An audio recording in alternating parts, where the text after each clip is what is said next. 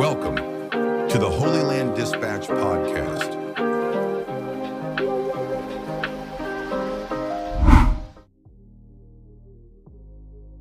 Hello and welcome back to another episode of the Holy Land Dispatch podcast.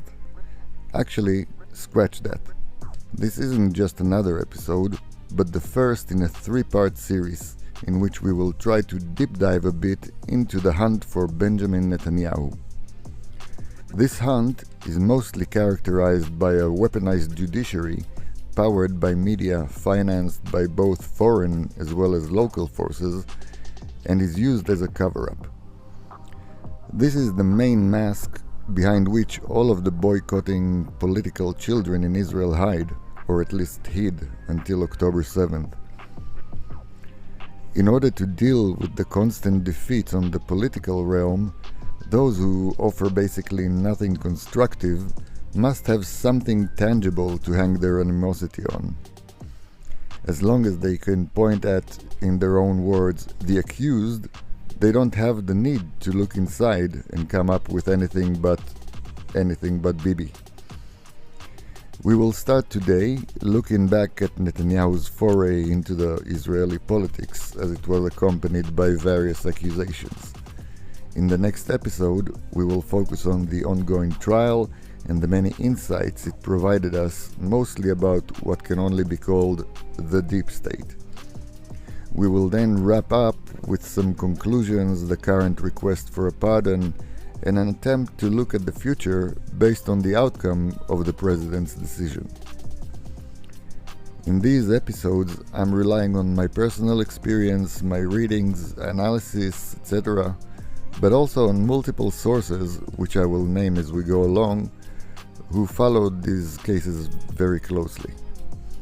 Okay, let's start from the beginning. After serving as Israel's ambassador to the UN between 1984 and 1988, Benjamin Netanyahu joined the Knesset as a member of the Likud party and served as a deputy minister of foreign affairs, what Americans might call Deputy Secretary of State. After the late Yitzhak Rabin won the 1992 elections, beating the late Yitzhak Shamir, Netanyahu was elected as the chairman of the Likud and the party's candidate for prime minister. In a previous episode, we've covered the disgusting smear campaign against Bibi in the role of the head of the opposition during the Oslo Accords and the waves of terror that accompanied them. To summarize it briefly before we continue, Netanyahu was painted by the media and the left as an inciting leader who didn't do enough to lower the flames of the anti-Oslo Accords protests and pretty much made responsible for Rabin's murder. The left, myself included back then, and the media were absolutely convinced that after Rabin was murdered, there's simply no way that Netanyahu could actually win the next elections. The Israeli people, though, thought differently, and after Shimon Peres stepped into Rabin's role, he lost the next cycle to the youngest prime minister in Israel's history, Benjamin Netanyahu. Since 1996, Netanyahu served as PM for the longest accumulated time, surpassing the legendary David Ben-Gurion, spending 3 years away from active politics between 1999 and 2002, following a painful defeat to one of Israel's worst prime ministers in Ehud Barak.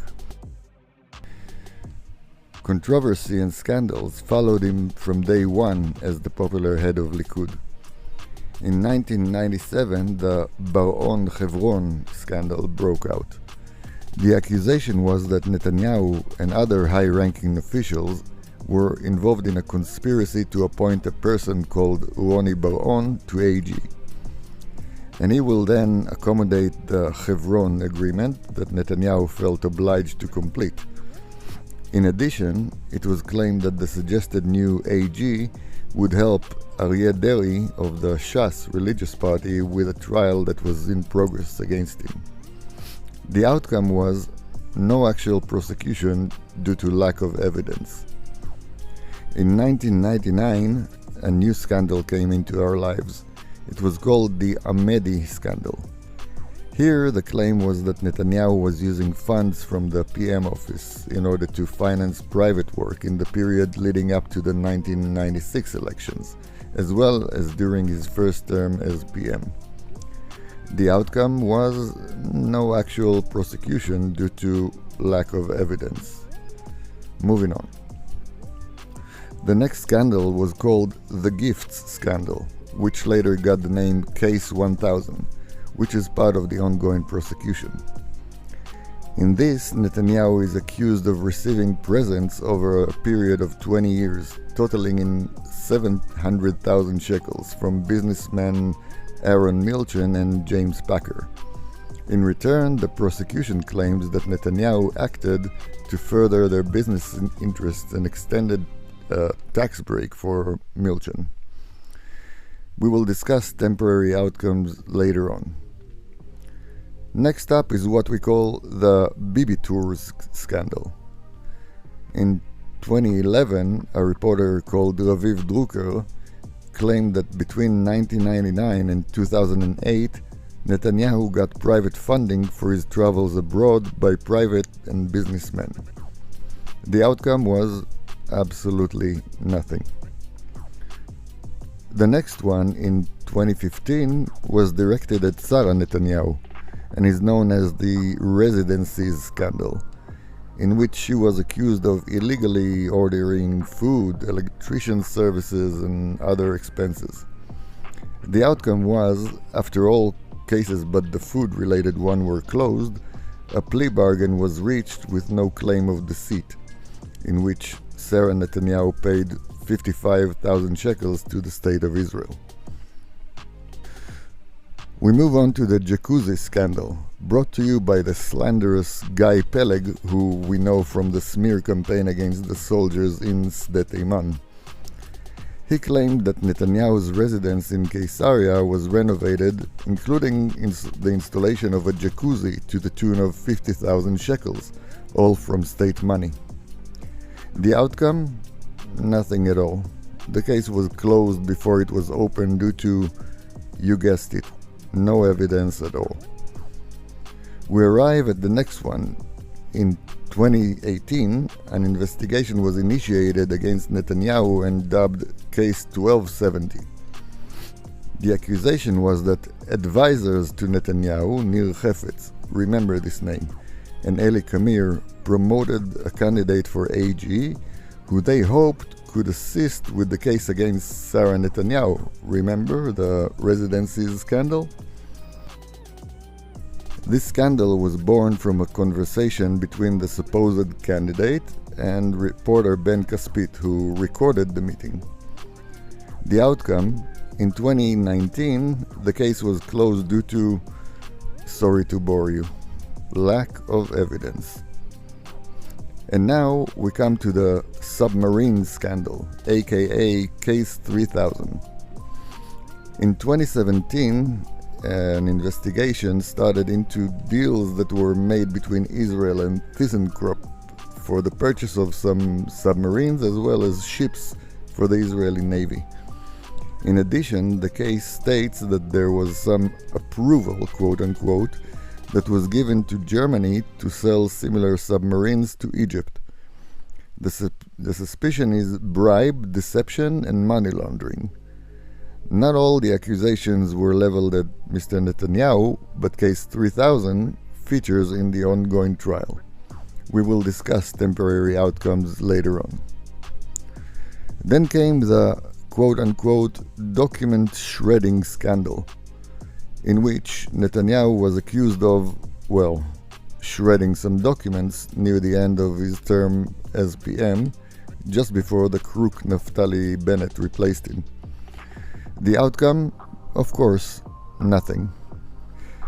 If you can believe it, there were more pettier scandals which I allowed myself to skip.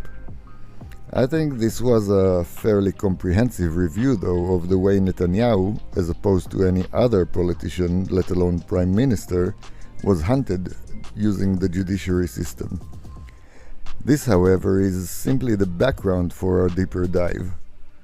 I'd like to take a couple of moments to also review the political landscape in which the above and more took place. The 1996 elections were the first in which Israel had a direct elections for PM and a separate note for the Knesset. Though the Labour Party, headed by Shimon Peres, won 2 more mandates than Likud, Netanyahu won the majority for Prime Minister and built his first coalition. As mentioned before, in 1999, Netanyahu and the Likud suffered a painful defeat to Ehud Barak, at the heels of which Netanyahu decided to step away from politics for a few years. In 2003, a government was established headed by Ariel Sharon when the Likud party won 38 mandates. This was the government behind the pullout from the Gaza Strip in 2005. In 2006, there was a new party, Kadima, made of very senior defecting members from Likud, Labour and other parties, Ariel Sharon, Shimon Peres, Ehud Olmert, Tzipi Livni and others. They won the elections, and after Sharon's health rapidly declined, Olmert stepped in. In 2009, Kadima got the most mandates, 28 versus Likud's 27, but was unable to assemble a coalition, and Netanyahu was, thus becoming Prime Minister again. In 2013, Netanyahu won again, now with 31 mandates for the Likud, while Kadima virtually disappeared. In 2015, with 30 mandates, Netanyahu was elected again. Then Israel went into a 3-year spiral of 5 elections. In April 2019, for the first time in Israel's history, the elections ended without a decision. There was a temporary Knesset which declared another cycle of elections. In September of the same year, another election ended in a similar way, and we had to go for another cycle. In 2020, both Netanyahu and Benny Gantz were not able to assemble a coalition. Then in 2029, the crook Naftali Bennett with his 7 mandates, together with Yair Lapid with his 17, built a coalition that left Netanyahu with the Likud's 30 mandates out.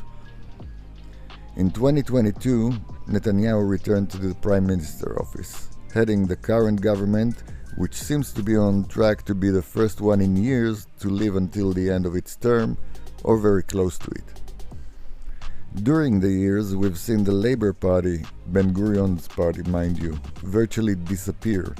We've seen Kadima surge and then burn. We've seen Lapid and Gantz rise in numbers one election cycle, only to scratch rock bottom the next time around. The Likud party under Netanyahu stayed very stable, somewhere between 27 and 34 mandates. The political landscape historical view is crucial to the understanding of the pursuit of Netanyahu's head in our courts.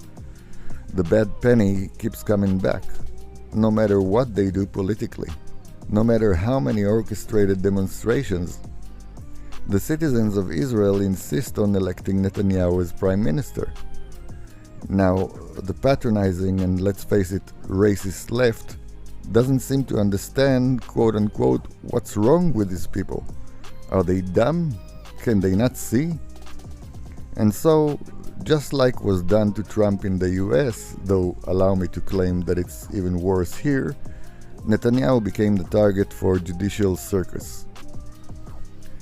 In the next episode, we will look at the ongoing trial and see how far the system was allegedly willing to go in order to remove Netanyahu from the political landscape.